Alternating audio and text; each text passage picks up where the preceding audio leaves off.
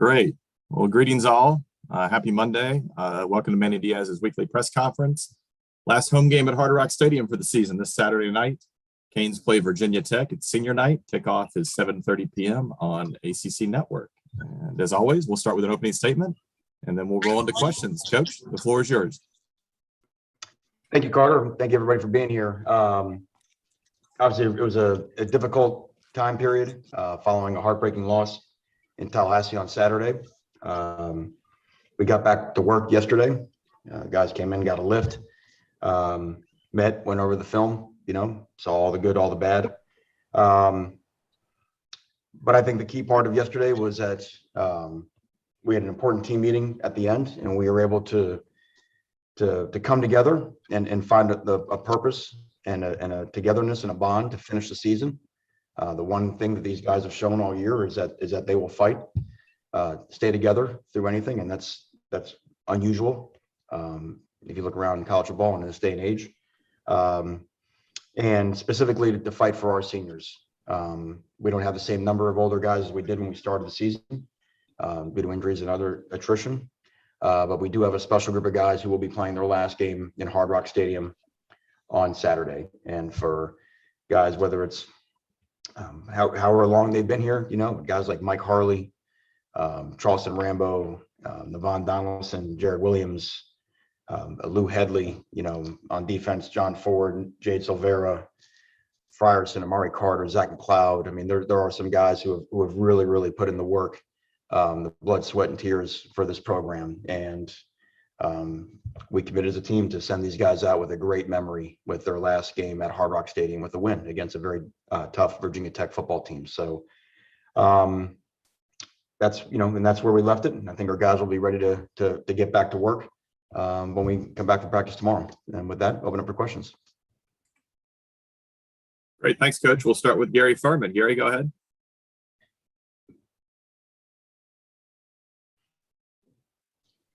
Hey, Manny, can you hear me? I can.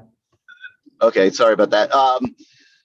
So I just wanted to go back to the decisions that you had to make in the fourth quarter. They were tough decisions, game-shaping decisions that didn't go your way. When you went back over it, did you have any second thoughts or regrets? And specifically, I'm talking about the 4th and 1.5, 2, where you had a chance to go for it, and if you get the first down, the game's pretty much over. And then the other decision, I guess, would be when they got down to the goal line and to score. Had you let them score at that point, the offense would have had a minute or so on the clock with at least 2 timeouts, I guess, to come back and either tie the game or go ahead. And I mean, obviously, those are the decisions head coaches make. But did you have any regrets over it in the last, say, 24 hours? Yeah, you always go back and forth, and you look at every decision that you made. The 4th down and a 1.5 yards, like you say. I thought we all felt very comfortable punting it. We, you certainly in hindsight could have gone for it, but either way, we're gonna have to get a stop. The ball was on our side of the field. We've been pretty aggressive on 4th down. That's kind of been in our DNA. But we've also been really, really good in fourth quarter defense, especially in the last couple of drives of the game when we were playing in the ACC. We've got a great punter. And we were on a 28-3 run in the game, and we had been playing, very well. Maybe it was 28-6 at that point, but we've been playing very well against them. So punting the ball, we felt good about that. Obviously, we came inches away from downing at the 1 yard line, which certainly would have changed the dynamic of that last drive. It was a 4th and 14 that got us into the, you mentioned the bridge between the one decision and the second decision. The 4th and 14 is obviously the play of the game. Once that was converted, that's I think the hardest one, and Florida State had been on the 1 yard line this year at Wake Forest and had fumbled a sneak that was recovered by Wake Forest, and that's a part. I mean, we have a surrender call where the defensively you let the offense score. And a lot of times, you've seen that. It was Indiana, Penn State a year ago, and down by 1, something like that, where you're going to lose on a game-winning field goal. But the fact they still need a touchdown, I mean, obviously they were not far away. But the idea was that, hey, can we at least take a shot, take one shot, see if they can fumble, false start, something like that happens. The the tough blow for us was that we were offsides on the second down, because they had an issue too with time. I mean, they're still down by 5, and they can't get cute with either downs. And we had a chance to put them in a third down. So yes, but Gary, I mean, as I mentioned, I think this morning, I mean, it's just a very unusual situation to be up by 5 with the ball on your 1 yard line in that deal with 52 or whatever was left in the game, and the question of, do you let them score or do you not let them score? So a hard one. No good answers on. And then just as great choices. Just as a quick follow, you guys have a lot going on with play. You had a couple players leave last week. You had this disappointment now this weekend. You're 5-5. This team hasn't responded well in these situations the last few years. How, I know you just said you had a team meeting and all that, but how do you change that pattern and keep this season from falling into just a total I don't know if disaster is the right word, but just bigger disappointment? Yeah, well, I mean, I think if you look at who we are and what we've done this year, I mean, these guys have had the chance to give up the ghost, earlier. I mean, we were 2-4. Obviously we've been down in games, and like I said, I mean, the one thing that makes this football team uncommon is the way they fight for this program. They fight for each other. And there's a lot of pride. And I think that's why our older guys are important, because we, met with them separately last night, and their leadership will be crucial. This means a lot to them. All of a sudden, when you run out of that smoke for the last time, life hits you in a different way. And we had some of those guys express that to their teammates, in terms of what this means. When you're a freshman, you think you can play forever, and you will play forever. But a couple of guys express how fast it goes. So, all I can go on, Gary, is the DNA of what we've shown for 10 weeks. For 10 weeks, we've been, as mentally tough as a football team as I've been around. And, and I don't see any reason why that wouldn't continue this week. Next, we'll go to Kobe Price. Kobe, go ahead. Thanks, Carter, and thanks for the time, Manny. I wanted to kind of follow up on Gary's first question about decisions that you may have regretted or second guessed. When you looked at the film, on that defensive drive that Florida State scored on, you had the two timeouts you called. They came after some clock ran out. Do you feel like you guys should have or could have called those timeouts earlier, just so the offense would have had more time in case they did score? I heard you on the radio mention that. Certainly the way it turned out, those seconds all mattered, right? But there were two things going on at once. One was, what was Florida State's mentality? What was going to be their tempo in terms of how they're going to score? And then also, how are they aligned? And could we see what they were lined up in, and perhaps, so once they kind of got to the line, we saw their formation, saw what they were, and I was able to run down to get a timeout. But yeah, I mean, obviously, it goes without saying that every second mattered in that situation. And then a quick second question. James Williams seemed like looked like a groin injury from where we were seeing that. I guess update on his status. What's going on with him? Yeah, it's a soft tissue injury for James. He's pretty stiff and sore yesterday. We'll kind of see how it progresses throughout the week, and hopefully loosens up. Be good for Saturday. Next, we'll go to Manny Navarro. Manny, go ahead. Hey, Manny. Curious if there was anybody else dinged up. Obviously, a physical game, some big hits. Some of your receivers took some big hits.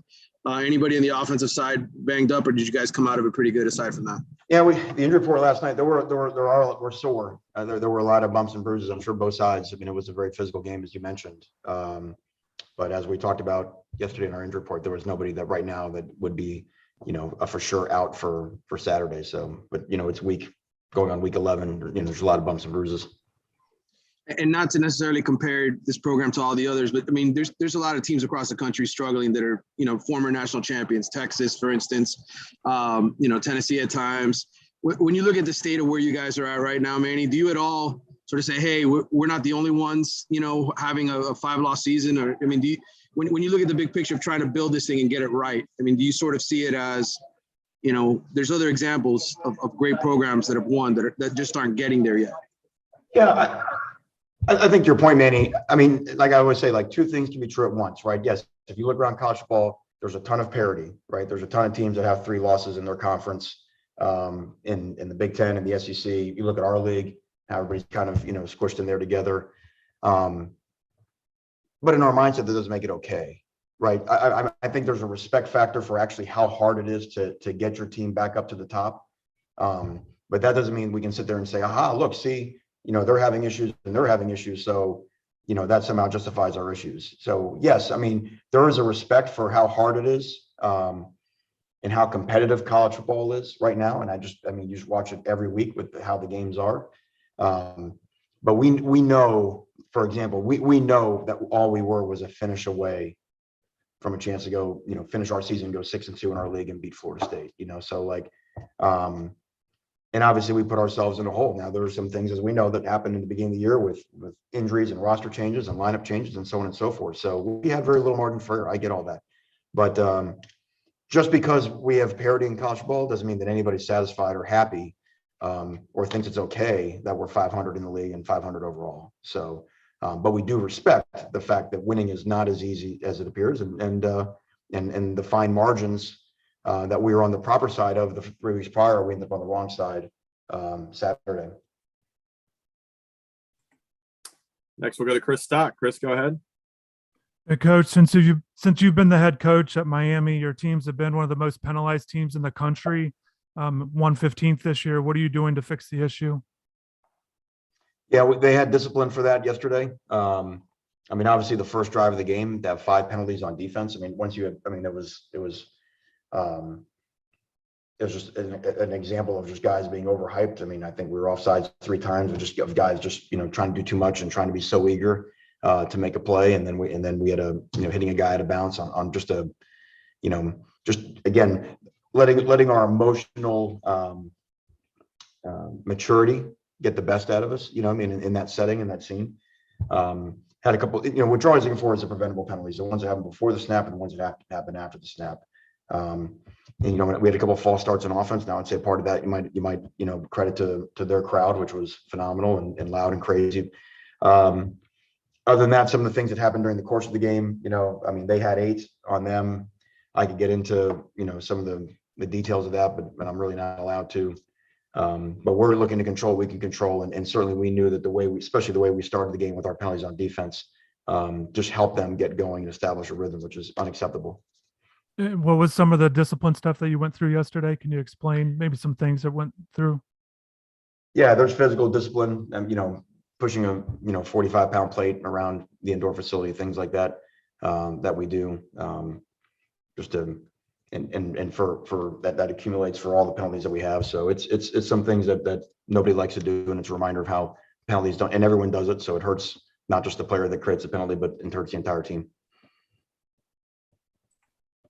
Next, we'll go to David Lake. David, go ahead. Hey, Coach, want to ask you about just transfer portal, and wanted to get your thoughts on, with teams around the country likely going more to the transfer portal moving forward, do you think there's a chance that market resets and kind of starts to mirror the high school recruiting market? Essentially, the best programs, the most successful programs get the best players in the transfer portal too, moving forward? Yeah, that's kind of how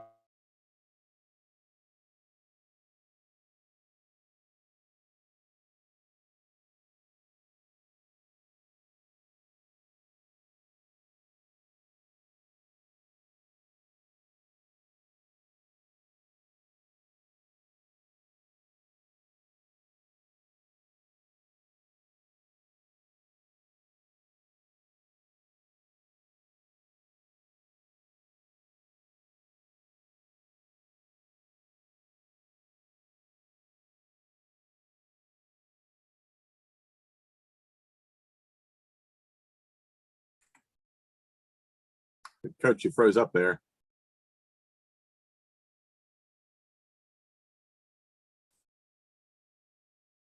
Looks like he's going to try to hop back on.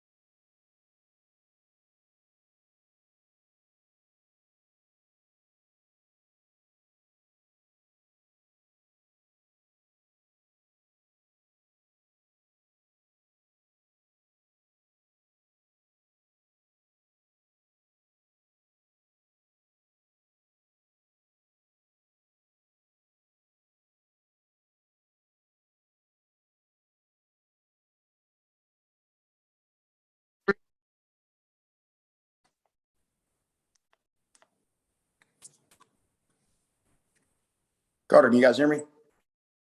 Yep, we can hear you now. I don't know. I think we just got the little bit of David's question. David, can you repeat your question real quick? Yeah, just transfer portal. Moving forward, it seems like a lot of teams are also going to be looking to the portal for player acquisition. So I was just wondering, do you think there's a chance that transfer market might reset compared to previous years and kind of reflect high school recruiting, and that generally speaking, the best programs will get the best players in the transfer portal too? I think that's a possibility. I think the key going forward is, obviously we know that college football is about to go through some major transformations. And I'll give you an example, if in some way, shape, or form, if the playoff expands. Right now we're in a closed loop playoff system where there's very few teams that have had access to the playoffs. So yes, that's always going to attract the players sort of to the top of the food chain. And I think we're seeing a competitive imbalance between those schools and the other ones. So I think a more inclusive playoff will help spread some of those players around. Your point. You saw it this year with, how Alabama's offense changed with Jamison Williams coming in from Ohio State, and they got the linebacker from Tennessee. So that'll all be a part of it. But I think the other thing, David, to consider is that obviously the more people that are out there, right, everybody can only take so many people. So the fact that you've got this class now, you've got the high school kids, and you've got college kids. You may have college kids coming in from smaller divisions, different levels. So maybe that will add a little bit more parity and volatility. But it's certainly those at the top of the food chain. The way that the game is set up right now, we're always going to have an advantage. Next, we'll go to Tom D'Angelo. Tom, go ahead.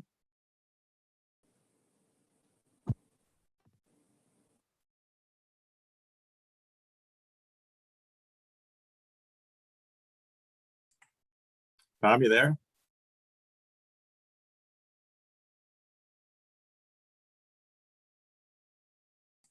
Why don't we go to Susan Miller-Degnan from the Herald? Susan, go ahead. Hey, Manny. You talk about the fight that your players have shown and they just never give up no matter what. Do you discern any differences in the attitudes, let's say, of the younger guys, the younger recruiting classes, and the veterans, the older guys? Are they all in one lump, or how do they differ in that regard? I think as the years gone on, I think we've all sort of got into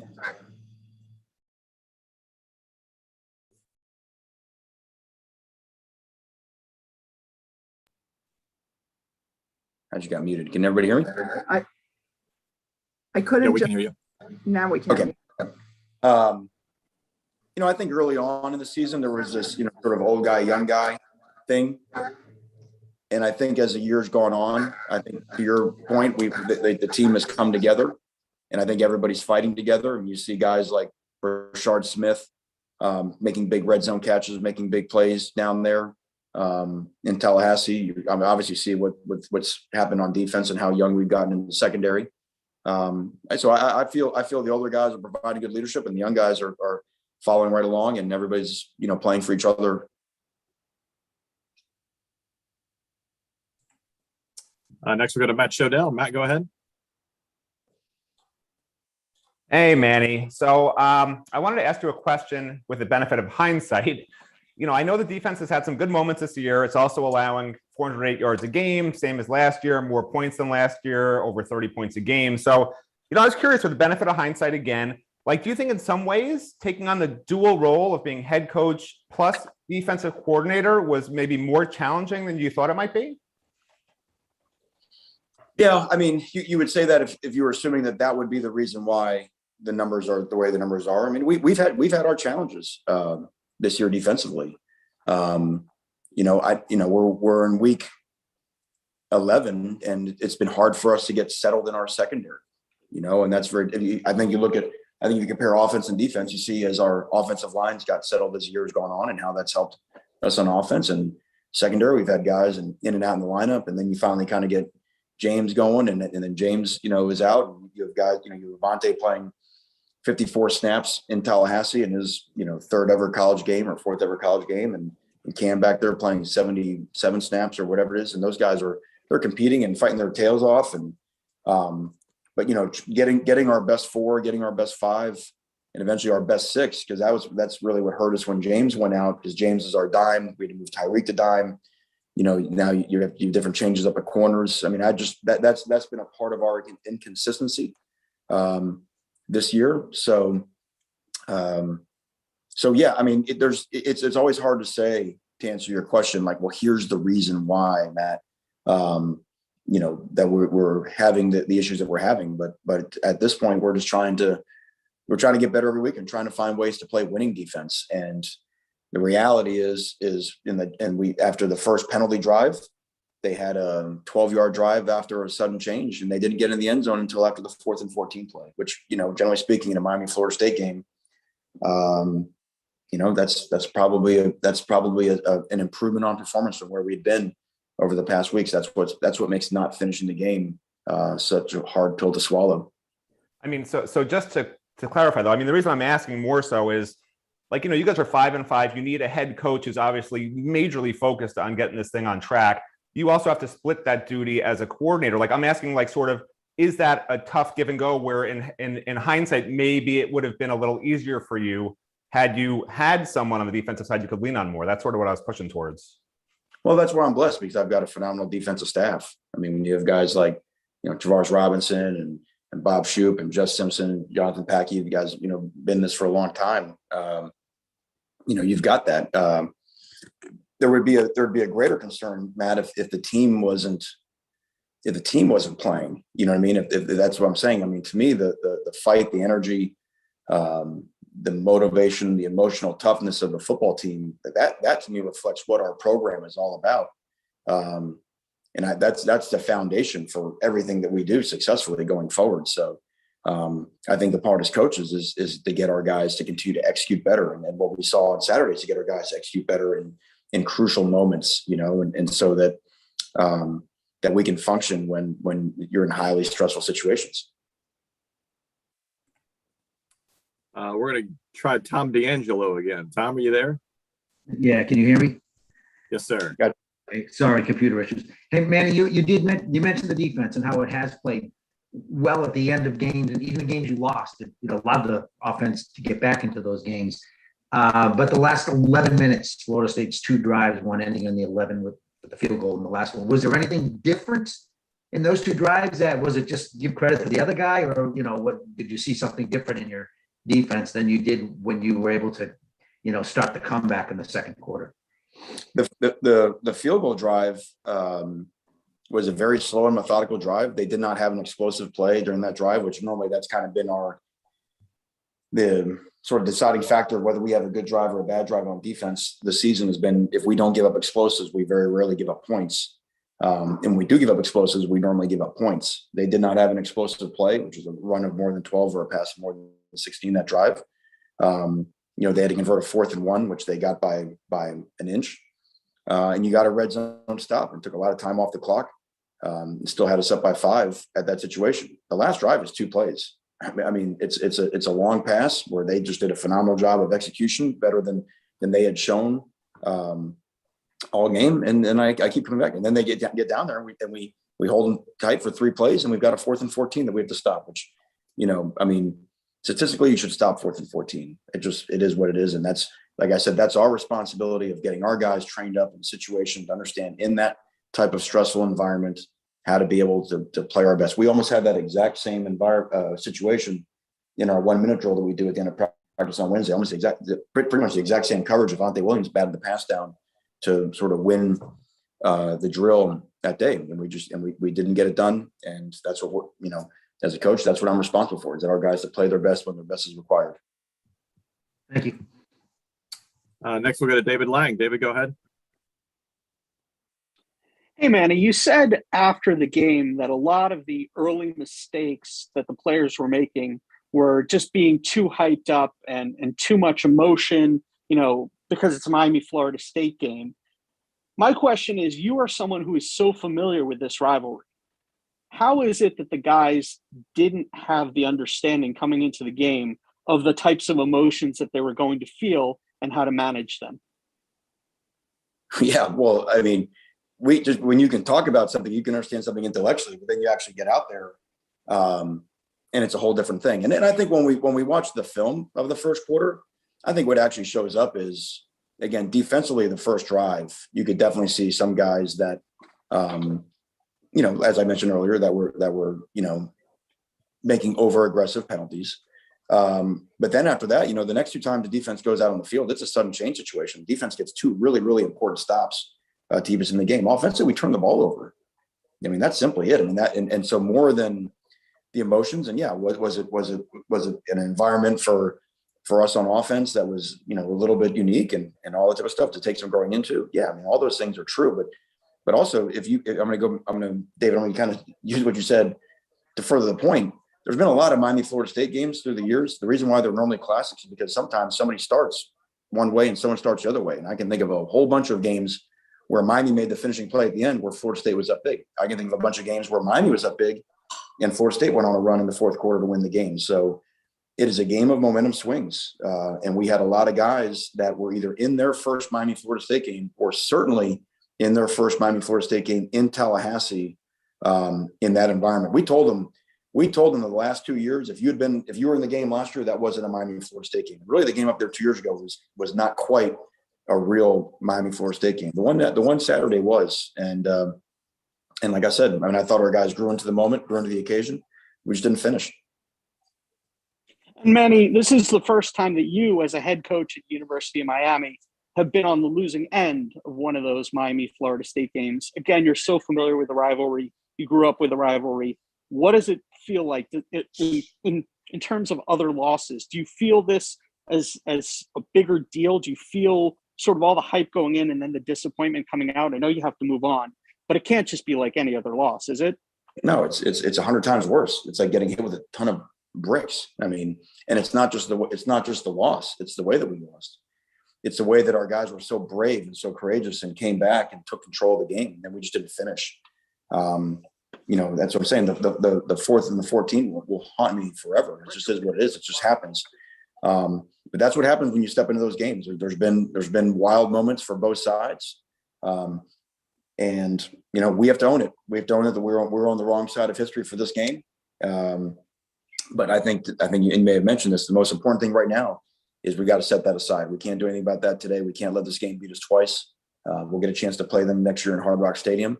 But right now we've got to move on to Virginia Tech, and that's why we've got to focus on our guys and focus on getting our older guys out with the win at home. One quick follow. You mentioned the 4th and 14 is going to haunt you forever. Do you blame yourself for the 4th and 14? As a coach, you always blame yourself. You always blame yourself because you're always looking for, and it's not, I think the easier thing to think is, well, is it a call? Beyond the call, it's like, what could you have done more to prepare your guys to execute in that situation? And I think that's a point. Yeah. I mean, you're always, that's what being a coach is about. That's what being in the arena is all about. That's what being a competitor is all about. And then obviously, you got to tip your hat. They made a great throw. They made a great catch, but yeah, I mean, that's just those things you work in this profession, those things happen. It's a heck of a lot more fun when it happens for you. But when it doesn't, it stings. Thank you. We got time for one more. We'll go to Gabby Uratia. Gabby, go ahead. Hey, Coach. A month from right now, we're going to be talking about your signing class. Just wanted to get an idea of just how you're feeling about recruiting going into that, and then I guess hindsight looking into summer. Is there anything that maybe you guys would have done different to maybe add more numbers, whether it's just being more aggressive or just evaluating the recruiting philosophy in general of how you guys maybe approach this, maybe understanding that you guys are going to take less numbers because of the transfer portal and all that stuff. But is there anything that maybe you guys could have done differently to maybe add a couple of those talented guys over the summer and moving forward just throughout the rest of your tenure? Is there maybe something you can take away from the fact that while there's quality in this class, the numbers just aren't there, and how you can maybe just use that same approach, maybe tweaking it a little bit for future classes? Yeah, I think there's a lot of things about this class that are unique. I think some of it is the, how strong the class was in our historic footprint. So that I think that's going to factor in. We felt like coming out of the summer, we felt like if we were above 12 to 14, that we felt like that'd be more than we wanted. We were not comfortable being at a big number coming out of the summer. Now there's obviously some that we missed out on that we wish we could have closed on.